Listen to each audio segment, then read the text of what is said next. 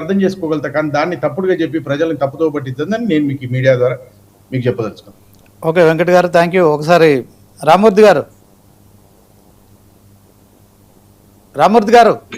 ఇప్పుడు మిత్రుడు అన్ని విషయాలు హలో వినబడుతుందా? వినబడుతుంది సార్, చెప్పండి. మిత్రుడు చెప్తున్నాడు కాళ్ళలో కట్టెలు పెడుతున్నాము, మేము పని చేస్తున్నాం అంటాం. ఏమైనా కంపెనీలు తెస్తే ఆపినమా? మీరేమైనా అభివృద్ధి చేస్తుంటే ఆపినమా? మీరేమైనా ప్రాజెక్టులు కడుతుంటే ఆపినమా? మీరేమైనా తులం బంగారం ఇస్తారంటే వద్దన్నమా? మీరు ఇది చెప్పాలి. మరి ఇంతగానో చెప్పిండు, మరి ఇచ్చిన హామీల కోసం ఎందుకు పని చేస్తలేదో అది మాత్రం చెప్పడు మిత్రుడు.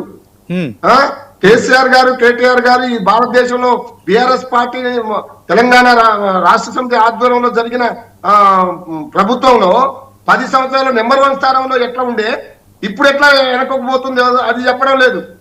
ఎందుకు ఇది కక్షపూరితమైన వాతావరణం. ఇప్పుడు సజ్జనార్ ఉన్నారు, ఏంది ఇప్పుడు మీ కాంగ్రెస్ కార్యకర్తగా ఎందుకు పనిచేస్తున్నాడో తెలుసా?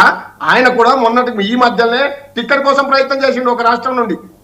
ఆయన ఇప్పుడు రిటైర్డ్ కావడమే మన కాంగ్రెస్ పార్టీలోకి పోవాలా ఆ ఉద్దేశంతో ముందు నుండే బీఆర్ఎస్ పార్టీ నాయకులను ఇబ్బంది పెట్టే ప్రయత్నం చేస్తున్నాడు. ఇది తెలియకనా మాకు? దీని గురించి మీరు అసలు ఫోన్ ట్యాపింగ్ మీరు చేయడం లేదండి? మీ బట్టి గారిదో మీ మంత్రుల ఫోన్ ట్యాపింగ్ ఇప్పుడు కావడం లేదా? మీ డీజీపీ వాళ్ళతో పాటు మొత్తం రాష్ట్రంలో ఉన్న అన్ని పార్టీల నాయకుల ఫోన్ ట్యాపింగ్ ఇప్పుడు కావడం లేదా? మీ ముఖ్యమంత్రి గారు కానీ మీరు కానీ దేవుడి మీద ఒట్టేసి చెప్తారా? ఒట్టేసి కూడా చెప్తారు, ఎందుకంటే మీరు అన్ని అబద్ధాల పునాదుల మీద నడిపిస్తున్న పార్టీ కాబట్టి. ఇప్పటికైనా వాస్తవాలు గమనించండి. లక్షల కోట్ల అప్పు చేసి అంటున్నారు. అరే పార్లమెంటు సాక్షిగా ఒక బీజేపీ ఎంపీ అడిగితే చాలా క్లియర్ గా 2,80,000 కోట్ల రూపాయలు అప్పు చేసిందని క్లియర్ గా చెప్పారు. ఇంకా మళ్ళా అదే మాట ఇంకా ఎన్నిసార్లు మా నోరు రావడం లేదు.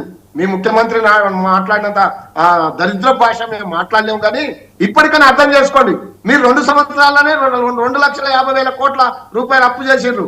మేము 10 సంవత్సరాలలో 2,80,000 కోట్ల రూపాయలు అప్పు చేసినాం. మళ్ళీ ఇంకా మీరు చేసింది ఏమున్నది? మీరు ఒక కరెంట్ ఇచ్చిండ్రా? ఒక ఎకరాకు అదనంగా నీళ్లు ఇచ్చిండ్రా? ఒక ప్రాజెక్టు కట్టిండ్రా? ఏం చేశారు? ఉద్యోగాలు ఇచ్చిండ్రా? ఏది ఇవ్వకపోగా అప్పుల పాలు చేసి ఈ రాష్ట్రాన్ని ఒక స్కామ్ల రాష్ట్రంగా తయారు చేస్తున్నారు. మీ బండారం బయటపడిపోతుంది. మీరు అంటున్నారు ఒక్క సీటు రాలేదు. 4,000 మంది సర్పంచులు గెలిచినాం మిత్రమా, తెలుసుకోవాలి. 4,000 మంది సర్పంచులు గెలిచినాం.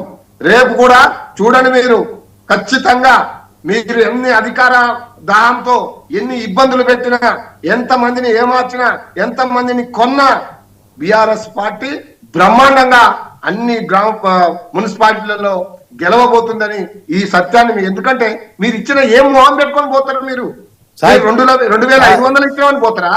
లేకపోతే 4,000 పెన్షన్ ఇచ్చినామని పోతారా? తులం బంగారం ఇచ్చినామని పోతారా? స్కూటీలు ఇచ్చినామని పోతారా?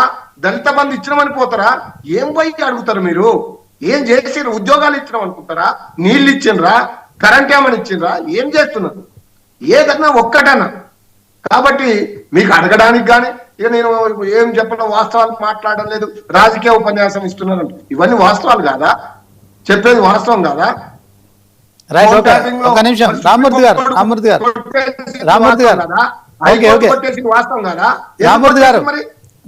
ఎందుకు ఊరుకున్నారు? ఓకే రామ్మూర్తి గారు, మీరు వేస్తున్న ప్రశ్న వర్షం ఆయన ఆన్సర్ చెప్తారు. ఒక్క నిమిషం మీరు ఆగండి. పవన్ గారు. రామ్మూర్తి గారు ప్రశ్నలు బాగున్నాయి, సమాధానాలు కూడా వినే ఓపిక చేసుకోండి. 28,000